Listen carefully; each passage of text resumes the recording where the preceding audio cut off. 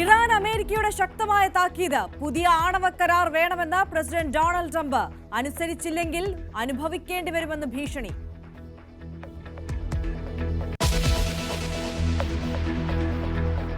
President പുടിന്റെ car കത്തിയതിന് പിന്നിൽ യുക്രൈനെ സംശയിച്ച് Russia.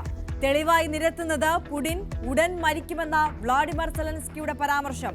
റഷ്യയുടെ ആരോപണത്തിൽ ഡൊണാൾഡ് ട്രംപിന് അരിശം.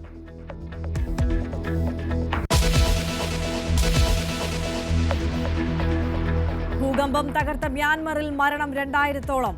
നൂറുകണക്കിന് പേർ കെട്ടിടാവശിഷ്ടങ്ങൾക്കിടയിൽ ഉണ്ടാകാമെന്ന് രക്ഷാപ്രവർത്തകർ. ആശ്വാസം പകരാൻ ലോകം ഒന്നിച്ച്. അവശ്യവസ്തുക്കളും വൈദ്യസഹായവും എത്തിച്ച് വിവിധ രാജ്യങ്ങൾ.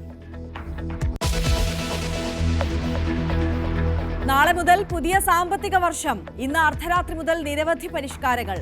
ഉപയോഗിക്കാത്ത മൊബൈൽ നമ്പറിലെ UPI അക്കൗണ്ടുകൾ ഇന്ന് നീക്കം ചെയ്യണം.